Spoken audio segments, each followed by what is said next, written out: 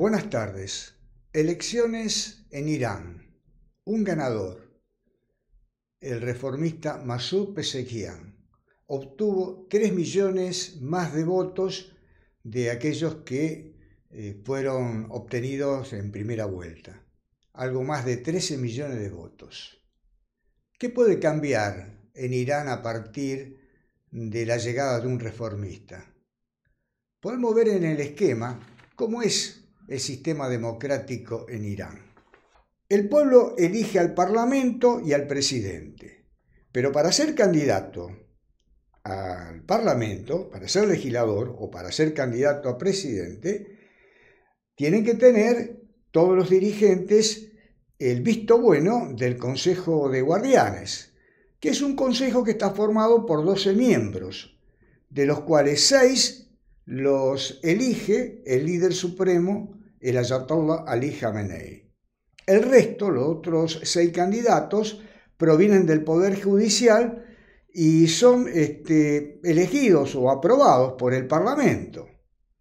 Ahora bien, ¿qué papel juega el líder supremo? Como lo decíamos anteriormente, en otras ediciones, es el que elige el Consejo de Convivencia, el que tiene una importante influencia en el Consejo de Guardianes. Recordemos que 6 de los 12 miembros lo elige el líder supremo, y a su vez es el que elige a los miembros que conducen el aparato militar en la República Islámica de Irán. Es importante atender que el Consejo de Guardianes es el que revisa y rectifica todas las normativas, todas aquellas que puedan aflorar del Parlamento. Además, hay que entender que este Consejo de Convivencia, que es el que media entre las disputas que pueden aflorar en el Parlamento y el Consejo de Guardianes, está formado por el líder supremo, es decir, por aquellos miembros que son elegidos por el líder supremo. Como vemos, existe como una especie como un círculo vicioso en Irán, donde fundamentalmente el poder pasa por el líder supremo y el Consejo de Guardianes. Ese es el poder real.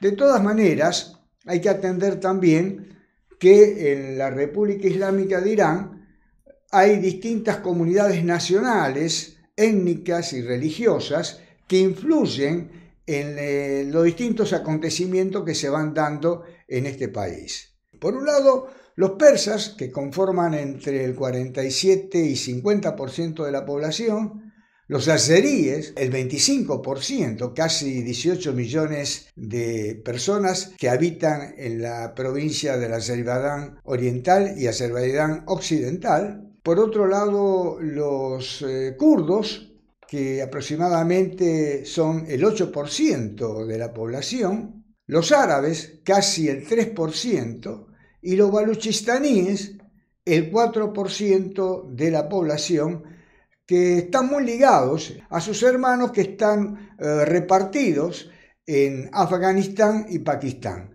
que, bueno, por obra del colonialismo quedaron un sector de la comunidad en un pedazo de una geografía correspondiente a un país y los otros distribuidos en los otros 2 lugares en estos países asiáticos. La Constitución iraní tiene en cuenta a las distintas minorías religiosas para ocupar bancas en el Parlamento Nacional. Estas minorías son los zoroastristas, los judíos y los cristianos. No se contempla la presencia de las minorías nacionales en el Parlamento, solo las religiosas. Irán, por otro lado, prohíbe la enseñanza de las lenguas de las minorías nacionales, de estas que hemos hecho mención. El modelo del Estado iraní ha sido planificado durante la dinastía de los Pahlaví y luego, con la llegada de la Revolución Islámica en 1979, se mantuvo ese formato de nación. Por otro lado, hay que entender que los distintos candidatos que se fueron sucediendo en el gobierno desde 1979 han estado ligados a los sectores reformistas y conservadores y fueron alternándose en el gobierno durante estos largos años de presencia de la revolución teocrática en Irán. Por un lado, Mohammad Khatami, que gobernó de 1997 al 2005, un candidato reformista. Luego llegó Mahmoud Ahmadinejad, un conservador. Más tarde es reemplazado Ahmadinejad por Hassan Rouhani, un reformista. Luego es reemplazado Rouhani por otro conservador, el fallecido presidente Ebrahim Raisi. Y ahora llegó un reformista, Masoud Pezeshkian, que por supuesto, como decimos permanentemente en esta columna, tanto reformistas como conservadores deben estar alineados a la hoja de ruta de la teocracia que gobierna Irán. Este es un sistema muy atípico, pero siempre pretende conservar una planificación geopolítica que la teocracia persa viene implementando prácticamente desde 1979, que por supuesto beneficia los proyectos que tienen que ver con este fenómeno que conocemos con el nombre de colonialismo persa, pero fundamentalmente atenta a los intereses de los pueblos árabes.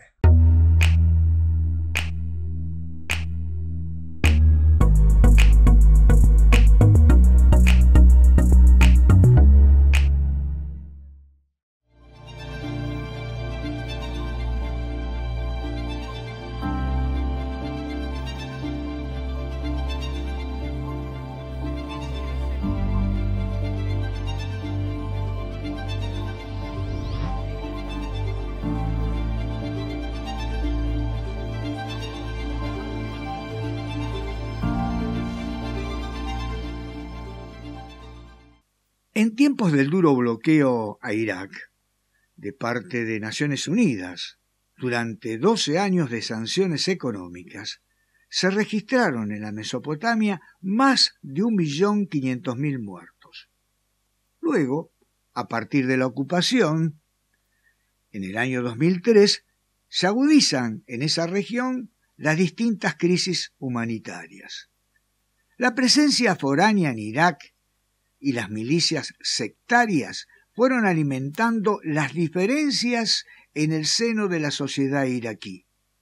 Y esta situación fue generando un antagonismo que perjudica la estabilidad. La ONU habla de 4.500.000 iraquíes, de seres humanos que debieron abandonar sus hogares en las 2 últimas décadas.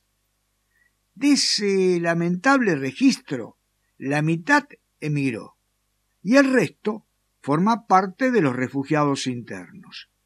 Según datos de un censo realizado antes de la ocupación, los cristianos en Irak, repartidos entre los distintos grupos, eran aproximadamente 1,5 millones de fieles.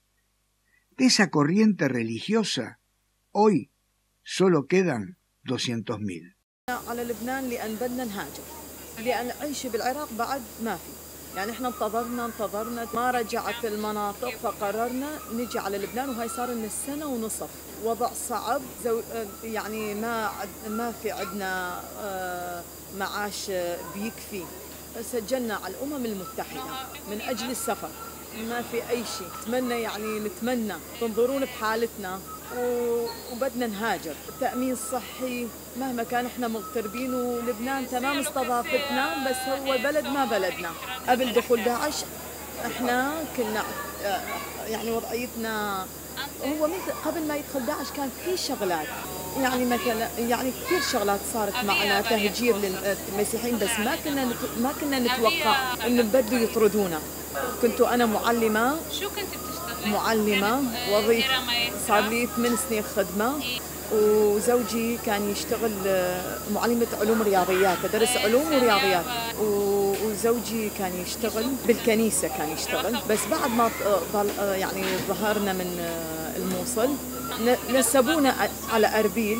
كنا ندرس بس ما في لنا رواتب، قطعوا الرواتب، يعني كل 3 أشهر مرة يعطونا راتب. هون أنا ما في أشتغل لأن ابني، حماتي مريضة بالسرطان، زوجي بس يشتغل بس ما يكفي لا معيشة ولا إيجار. هلا ابني 5 سنين عمره، يتذكر شلون طلع وشلون ترك غراضه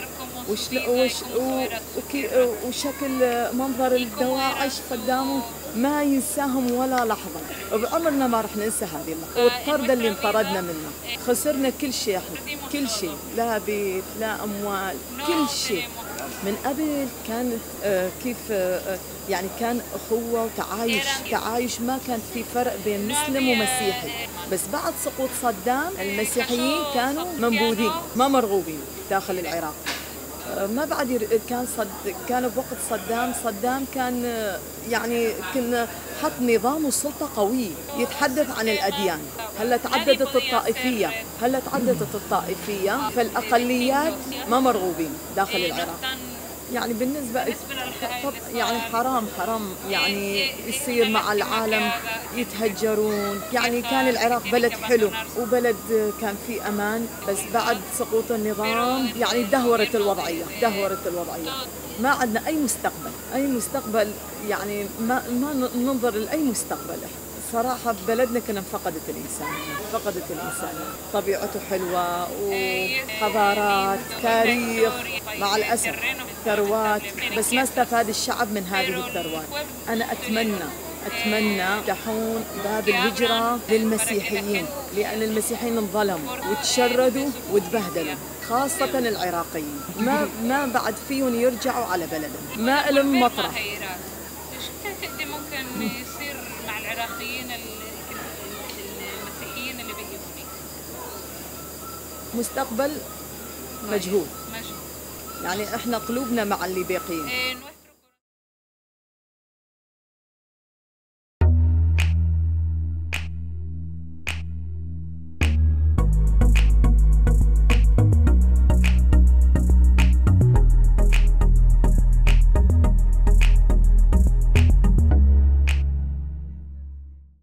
La manipulación de los recursos hídricos es un tema central en las relaciones bilaterales entre los pueblos, entre las naciones.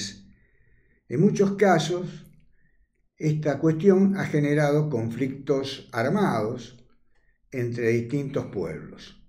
Para hablar sobre lo que pasa en la cuenca del Nilo, del Éufrates, hemos convocado al doctor Galeto. ¿Qué tal? ¿Cómo le va? ¿Qué dice Néstor? Gracias por la invitación. Y a propósito de esta cuestión que es tan importante, yo lo que quiero pormenorizar es que vamos a hacer una pequeña consideración jurídica. En el año 2010, hace fecha reciente, la Asamblea de las Naciones Unidas dictó una resolución, la resolución 64, que estableció el derecho al agua y al saneamiento. Esto incluso contó con un discurso de su secretario general, Ban Ki-moon, en la oportunidad, y que estableció esto, que en la Argentina, para darle esa raigambre, tenemos que hacer toda una interpretación y no tenemos una ley que establezca que el agua es un derecho humano esencial, ¿no? La humanidad en los comienzos se proveía el ser humano el agua en ríos, lagunas, de motu propio, por decirlo de una manera. Hoy hay empresas prestatarias de servicios de agua, estatales o privadas, hay una trama que tiene que ver con lo institucional, que tiene que ver con la distribución del recurso. Esto a modo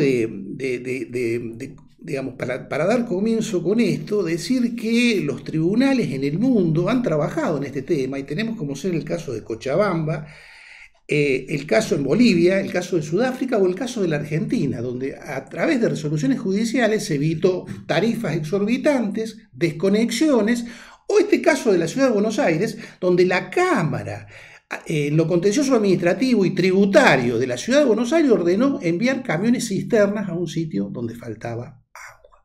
Argentina, donde tenemos un recurso que es un recurso importante. Si esto lo cotejamos con el mundo árabe, vemos que en el mundo árabe en algunos lugares falta agua y en otros lados inclusive el recurso es casi inexistente. Estamos hablando del norte de África, la región del Magreb, la región del Levante y algunos lugares de Asia Central. Yo he traído como ejemplo algunos. Uno tiene que ver con el lago Urmía. El lago Urmía está en Irán, en la República Islámica de Irán, en la parte noroeste, un enorme lago. En la provincia de Azerbaiyán oriental. Sí, Néstor, exactamente, que a propósito creo que hubo un accidente hace poco en ese sitio. Sí, donde falleció el presidente. Claro que sí. Brahim Raisi. Entonces, ese lago ha quedado totalmente seco y para que tengamos una dimensión, es un lago que tiene 60.000 kilómetros cuadrados, o tenía 60.000 kilómetros cuadrados. Nuestra laguna de Mar Chiquita, un enorme recurso lacustre que tiene Argentina, tiene 2.000 kilómetros cuadrados. ¿Por qué? Bueno, por un mal uso, canalizaciones, represas, una carretera que se construyó, y lo mismo ha pasado en el caso concreto de Irán, en la región del Arabistán.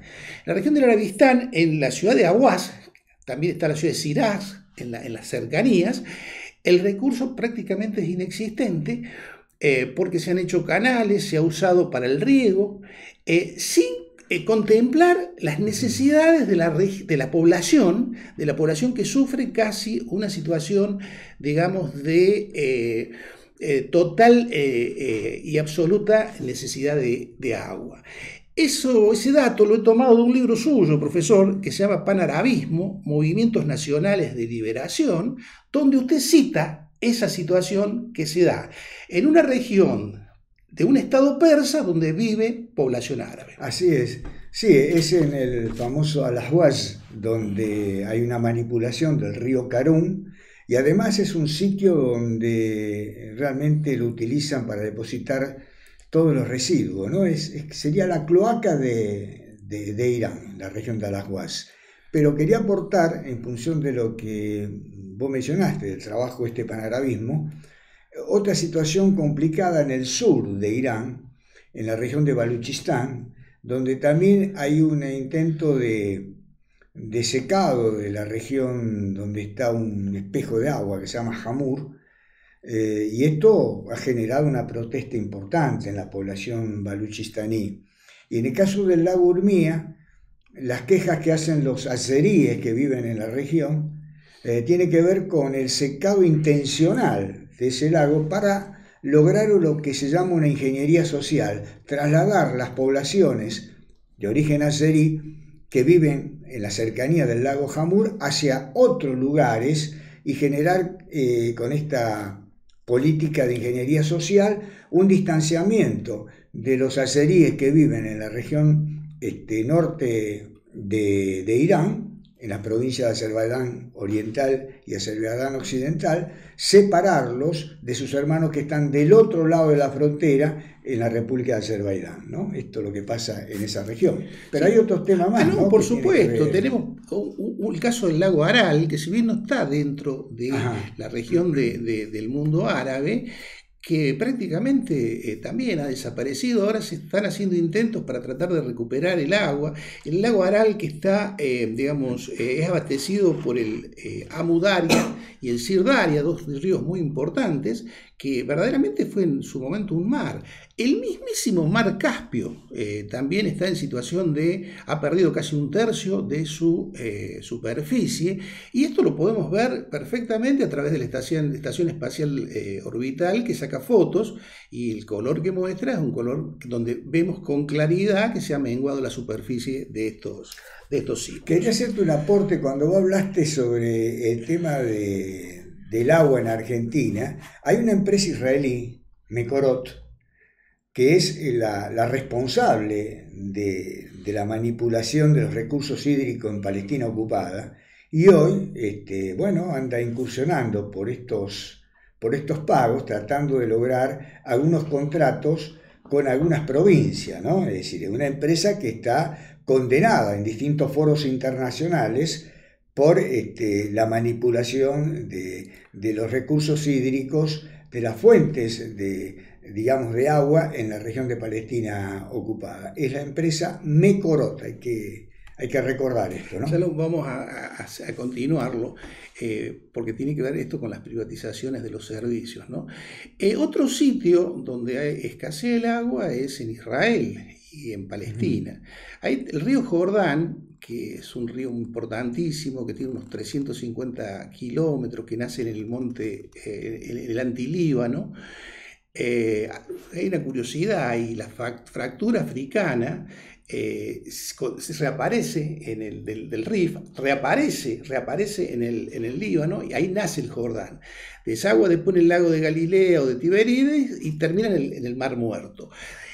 Bueno, usted mencionó cloaca. Bueno, sobre el río Jordán se vierten aguas sucias, aguas negras. Esto perjudica a la población palestina que está en la parte de la Transjordania. A propósito de esa cuestión, el agua potable en Gaza es proveída por Israel. Y otro ejemplo es como ser las alturas del Golán, donde hay acuíferos, y fue uno de los motivos cuando se produce el enfrentamiento en el 67 entre Israel y Siria. En esas alturas hay importantes yacimientos de agua, porque otra de las cuestiones que se presentan son las aguas subterráneas, que en los lugares desérticos son importantísimas porque abastecen a través de pozos. Algunas son renovables y otras son aguas fósiles que, una vez contaminadas o agotadas, se pierden. En la región tenemos el Éufrates y el Tigris. Tenemos el Éufrates y el Tigris que nacen en Turquía, y se han construido presas, varias de ellas. El proyecto Anatolia para Turquía prevé construir 22 presas aguas arriba del Éufrates. También Irak en su momento construyó sobre Mosul una presa, pero acá vemos que ese líquido elemento tan importante puede ser retenido por los estados que están, en una situación de mayor altitud, dejando a la cuenca en épocas de sequía sin el fluir del agua sobre esos ríos.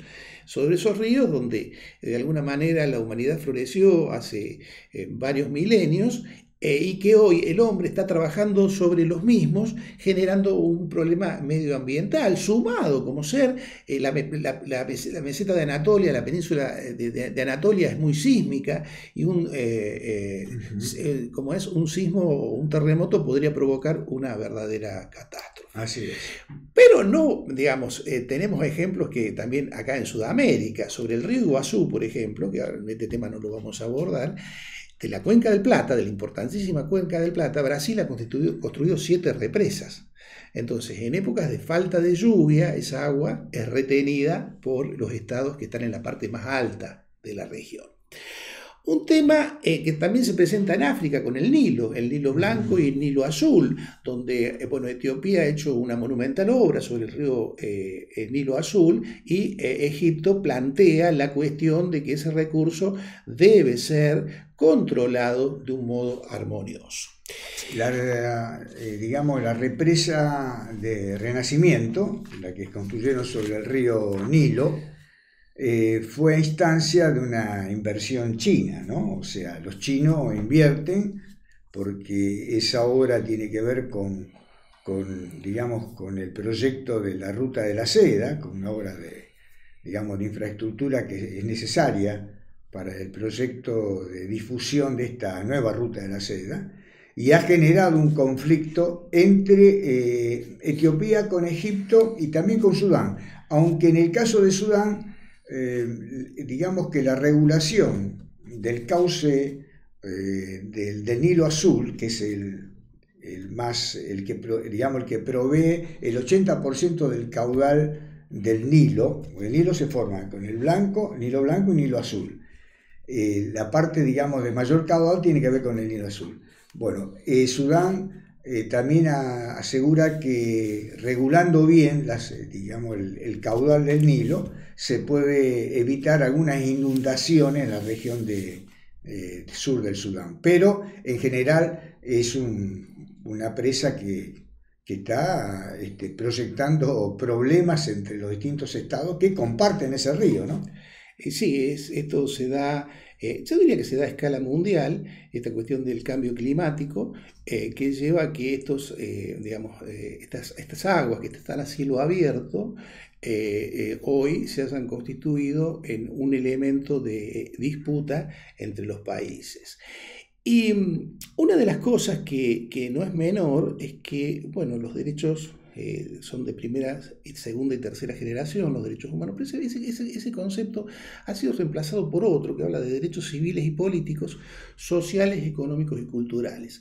Y sobre la base de los derechos sociales, económicos y culturales, se prevé legislar, y hay una diputada fueguina en la Argentina que ha presentado un proyecto de ley, está presentado, todavía no ha ido a comisión, fundamentando ese proyecto precisamente en la resolución que yo mencionaba del año 2010 y en el Pacto Económico, Social y Económico. Un poco para darle a este tema del agua como recurso humano, el agua y la salubridad, el agua y la salud, agua potable y salubridad, ha entrado al Congreso Nacional. De todos modos, este capítulo va a ser un capítulo muy discutido a propósito de los vaivenes políticos que se están dando en el mundo, porque una buena pregunta es quién administra el recurso. Si lo administra el Estado, si el Estado invierte fuertemente en esto o lo privatizamos. Se lo damos a empresas que van a poner tarifas altísimas y que la población no va a poder pagar. Y esto, por ejemplo, se ha dado acá en la provincia de Santa Fe. El gobierno socialista, yo rescato, que cuando recupera las aguas santafesinas, que lo tenía un consorcio francés, incluso amplía las plantas potabilizadoras, se vuelve a fabricar agua en Rosario después de 100 años, pero aparentemente ahora la empresa está con problemas de desfinanciamiento y además hay una ola desde el Estado Nacional donde el Estado pretende retirarse de estos temas que son fundamentales. Volviendo a la cuestión de Oriente Medio, en Oriente Medio la guerra es por varias razones, yo diría que es multicausal. Una de estas causas puede ser considerada como un elemento más de conflicto y de fricción entre las potencias regionales. Muchas gracias, doctor Galeto. No, Néstor, por favor, y gracias a vos por invitarme.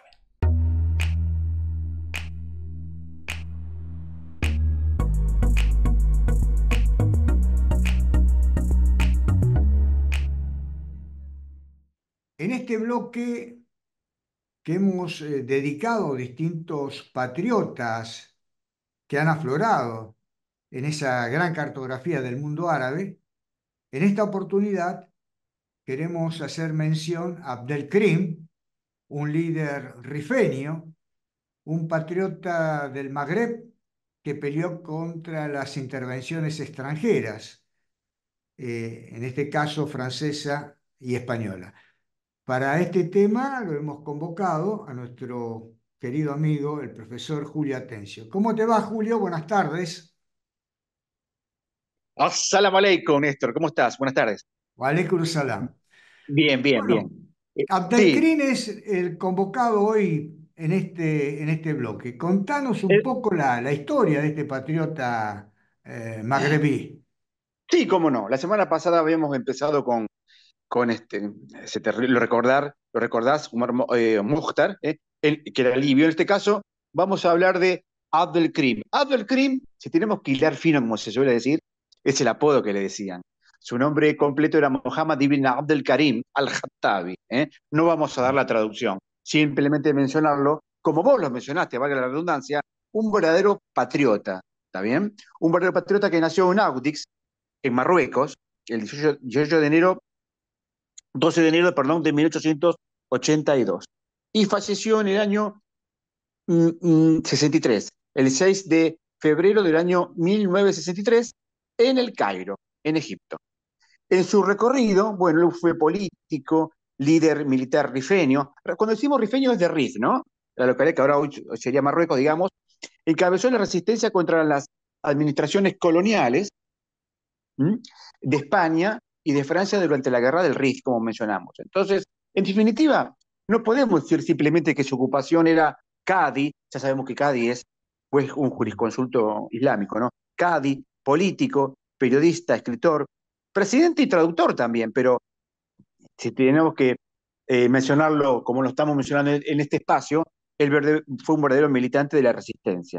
Y aquí viene su recorrido, que vamos a detallarlo rápidamente, no solamente en el área, decíamos, político y del periodismo, sino también como militante de la resistencia. En definitiva, a la lealtad de la República del Rif. Su rango, él era capitán general. Y participó en los conflictos de Anual y Guerra del Rif. Bien, a los 20 años, en su juventud, él se traslada a Fez para estudiar el derecho islámico en la famosa Universidad de Qarawiyem.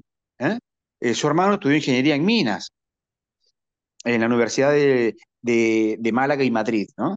Abdelkrim, vamos a decirlo por el apodo, más cortito y más entendible si se quiere, Abdelkrim también realizó estudios en la Universidad de Salamanca. Sirvió en la administración colonial española como traductor, también para el periódico El Telegrama de Rif. Fue nombrado Cadi de Melilla, juez.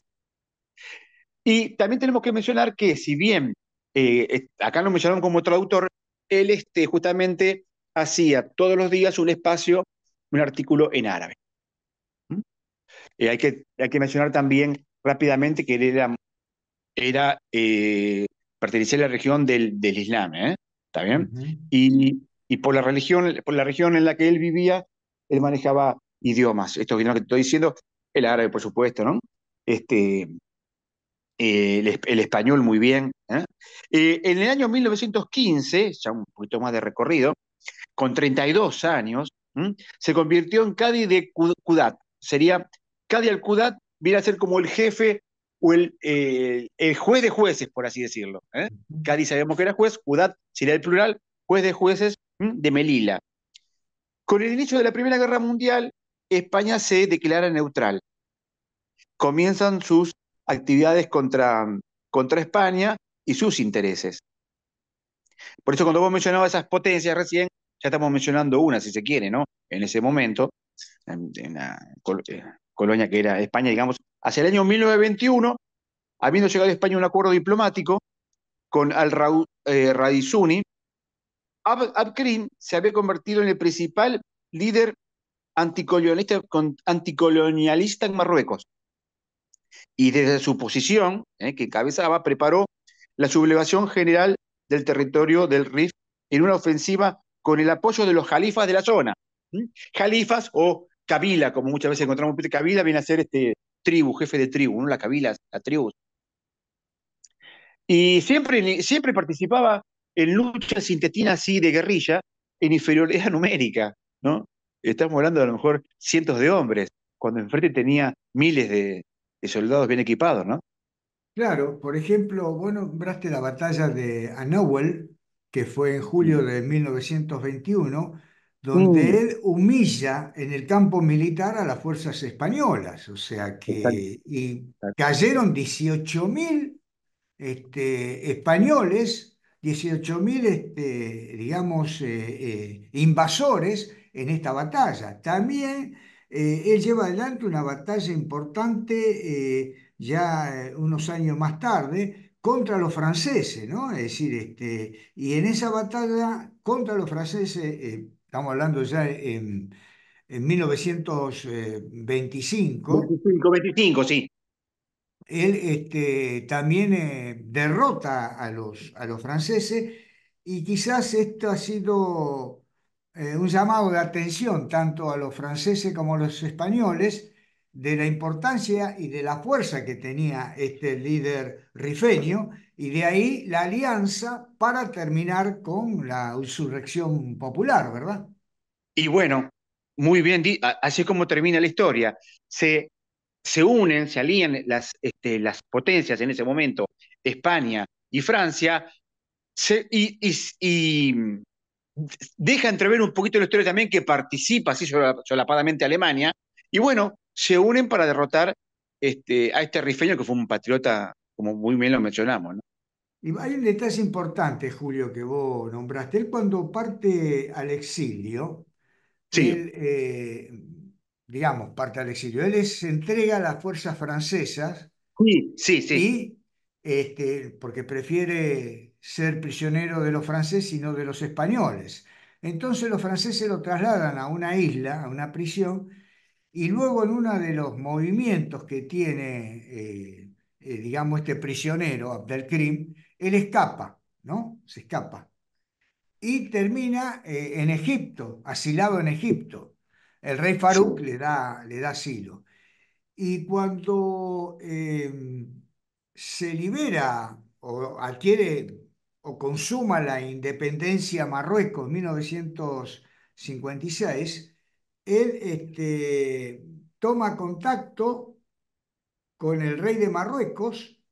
Es decir, el exactamente. rey de Marruecos lo invita a que vuelva al Magreb y él le dice que no, porque había una traición muy grande de la dinastía alauita en tiempos que él peleaba contra los españoles y los franceses. De alguna manera, aquellos que son los que, digamos, los que estuvieron en la hegemonía de esa familia y que tienen que ver con el parentesco con el actual rey de Marruecos, Mohamed VI, tanto Exactamente. Mohamed V, el abuelo, como el mismo Hassan II, ¿no? Es lo que estaba Este, pensando, sí, sí. jugaron en contra de él siempre, siempre jugaron, y lo quisieron utilizar, digamos, ¿no? Abdelkrim. Tanto Mohamed V, o sea, el abuelo del actual rey de Marruecos, por eso él tiene esa actitud de tomar distancia del régimen alauita, ¿no? Es decir, porque fueron cómplices de la represión que hubo contra estos rifeños, que es una comunidad amazí, mal llamada berebere, dentro de lo Sí, que son Almacén, sí, sí. los distintos grupos bereberes, que tenemos los Kabila en Argelia, los Tuareg en el desierto, los rifeños, entre otros. Y bueno, ese movimiento que él, digamos, lideraba en esa región norte del actual Marruecos es sofocado por los foráneos, ¿no? Tanto por Francia como por España. Y Exactamente. lo importante, Julio, es el legado de Abdelkrim, que hoy es retomado, es recogido por muchos jóvenes que en el RIF plantean una salida de carácter independiente con respecto al gobierno central de Rabat, y esto ocurre habida cuenta de la situación que ellos viven, ¿no? Por un lado, postergado desde el punto de vista cultural, porque hay un proceso de borrar la identidad rifeña, y por otro lado, la situación económica que vive, ¿no? La situación paupérrima que vive el pueblo rifeño, en general todo el pueblo marroquí, ¿no? Sí, sí, y me quería, si tengo tiempo, me gustaría extender un Sí, poquito, sí, como cómo de no. una manera, vos pusiste un bocadillo ahí clave cuando mencionaste el hecho de que muchos jóvenes lo toman como ejemplo. De hecho, para trazar un paralelismo, si cabe, por así decirlo, ya hombres destacados de la historia, reconocidos a nivel mundial, en el cual uno puede estar de acuerdo, no puede estar de acuerdo. Yo digo que lo tomaron como ejemplo. Ho Chi Minh lo tomó como ejemplo Mao Zedong, hasta el mismo Che Guevara lo tomaron como ejemplo ese manejo de las guerrillas así regionales, lo tomaron, fíjate vos, ¿no? Dando vuelta a la Fue, página de historia, como siempre decimos, así décadas es. después, lo tomaron ellos como ejemplo. Fue un Y, y precursor, un verdadero exactamente. precursor. Inclusive sus técnicas utilizadas en el plano militar son estudiadas en muchas academias militares en el mundo, ¿no? Sí, y hay que tener en cuenta que él estaba disminuido físicamente porque en uno de esos escapes él termina cojo de una pierna. Y Sí, fíjate, y así todo, eso no le restó importancia a su patriotismo notable. así es, Y así que lo es. vamos a recordar por tiempos inmemoriales porque realmente lo merece. Bueno, el próximo Y encima, patriota, mirá ¿te que, parece? sí, perdón, Iba perdón, a tirar Néstor. un nombre. No, está bien, está bien. Yo te corté justito, te pido mil disculpas porque realmente esta persona que hablamos hoy merecía esta consideración y hicimos como un Bien. resumen, ¿no? Pero Así sí, es. sí, sí, discúlpame, Néstor, sí, sí. No, por favor, Abdel Kamal Nasser, Abdelkrim. no, digo, el próximo, Ah, Gamal Abdel Gamal Abdel Nasser, Nasser. perdón, Gamal Abdel Nasser. ¿te Sí, el parece? egipcio. ¿Te Que parece? era presidente egipcio. Sí, por supuesto. Uno de Podemos, los sí, como. grandes precursores del panarabismo. Exactamente, pero encantadísimo, Néstor. Y Bueno, compartir, y compartir esta charla contigo y con tus oyentes. Creo que tratamos de enriquecer, como siempre decimos, un poquito lo que es la cultura árabe, no solamente dijimos en su momento con personas que son intelectuales, ¿no? Que abrieron su conocimiento, que mencionamos muchos capítulos hicimos de cada uno de ellos. Pero ya empezamos la semana, decíamos, con Monar Khattab y hoy con Abdul Krim. Creo que vamos a seguir extendiendo el proyecto así, uno por uno, si se quiere, un abanico de patriotas que, reitero, enaltecen la gran cultura árabe. pero además, vos hablaste, fueron grandes intelectuales porque Abdelkrim fue un Sí, estudiante bastante destacado, escribió artículos prácticamente en forma diaria. sí, En el caso de Omar Mukhtar, era un profesor en teología, es decir, sí, sí, que sí. significaba, bueno, un grado de intelectualidad bastante desarrollado, ¿no? Y bueno, y ahora vamos a hacer mención a otro grande del mundo Gran árabe, político. Gamal Abdel Nasser. Gamal Abdel Nasser, que también, por supuesto, aparte de su formación militar, hay una formación intelectual realmente brillante. Sí, exactamente. Bueno, Allah Mako, Allah Allah Ma. Maco, más salam. Saludos a todos. Masalam.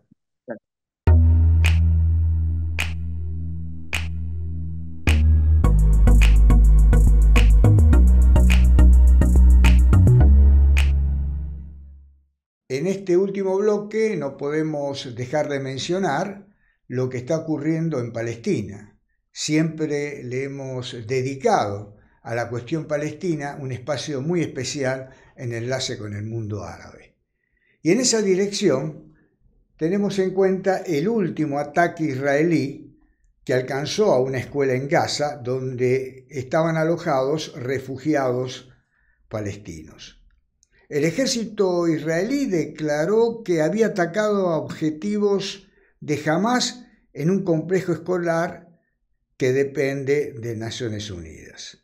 Los cuerpos sin vidas de más de 40 personas en el ataque fueron trasladados al hospital de los mártires Al-Aqsa, en la ciudad de Deir Balat, en el centro de Gaza. Y el Ministerio de Salud palestino informó que eran 40 los muertos en ese ataque, de los cuales 14 eran niños y 9 mujeres. En los últimos días, la maquinaria genocida israelí dio muerte a más de 150 palestinos. Esto se dio durante la ofensiva que realizó el ejército sionista en el centro de Gaza. Naciones Unidas, por su lado, afirmó un rechazo absoluto a los ataques injustificables de Israel. El responsable de la Oficina de Coordinación de Ayuda Humanitaria de la ONU, Martin Griffith, dijo que los refugios son un lugar para la seguridad, las escuelas son un lugar para aprender. Los civiles no pueden ni deben seguir soportando esto. La humanidad debe prevalecer. Un mensaje que jamás podrá entender Israel por su naturaleza agresiva, racista y expansionista. En síntesis, por los objetivos que sostiene el Estado sionista y que lo caracterizan como verdadero Estado terrorista.